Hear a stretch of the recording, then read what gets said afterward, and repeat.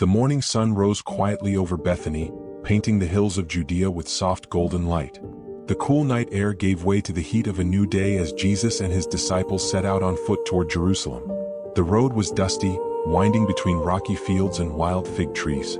Jesus walked ahead, his robe stirring the dust at his feet.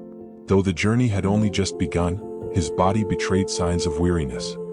He was hungry, and his eyes searched the horizon for something to eat. In the distance they saw it, a fig tree standing proudly by the roadside.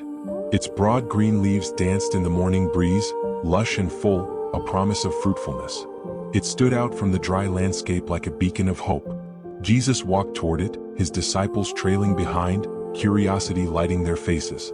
A tree so full of leaves surely offered fruit, they thought. But when Jesus reached the fig tree, he parted the thick leaves with his hands, and found nothing. No figs. Not a single fruit. Only empty branches hiding behind the pretense of life. And there, before the disciples' watchful eyes, Jesus spoke. His voice was calm but carried a sharp authority that pierced the quiet morning air. "May no one ever eat fruit from you again," he said. Then he turned away, his face set toward Jerusalem, leaving the fig tree standing silent and untouched, for now. The disciples exchanged glances but said nothing.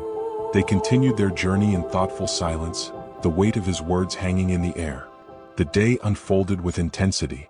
In Jerusalem, Jesus entered the temple courts and found a marketplace where prayers should have been offered. With righteous anger, he overturned the tables of the money changers, driving out those who had turned his Father's house into a den of thieves.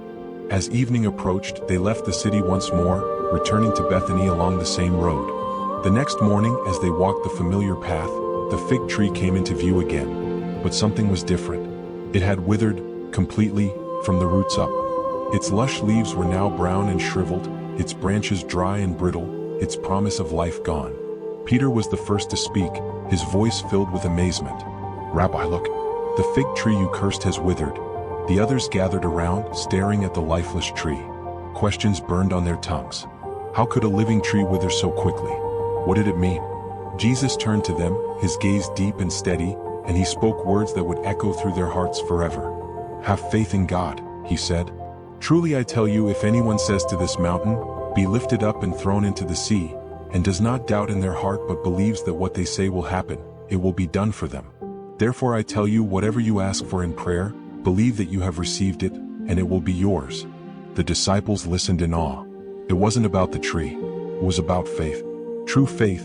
Faith without pretense, faith without doubt, faith that bears fruit in season and out. The fig tree, green and full of leaves but barren of fruit, had been a living parable. A symbol of empty religion, of appearances without substance. Jesus had shown them that God desires more than outward beauty. He seeks hearts full of faith, lives full of real fruit. As the disciples continued walking, their hearts were stirred. They realized that to follow Jesus was to live with genuine faith. The kind that trusts without seeing, the kind that forgives even before the other repents, the kind that believes mountains can move. The once lush fig tree now stood as a stark reminder on the roadside, that life without true faith, life without fruit, withers away no matter how green the leaves may seem. And so, with the words of Jesus burning in their hearts, the disciples pressed onward toward Jerusalem, unaware that in just a few days, they would witness a far greater act of faith and sacrifice, one that would change the world forever.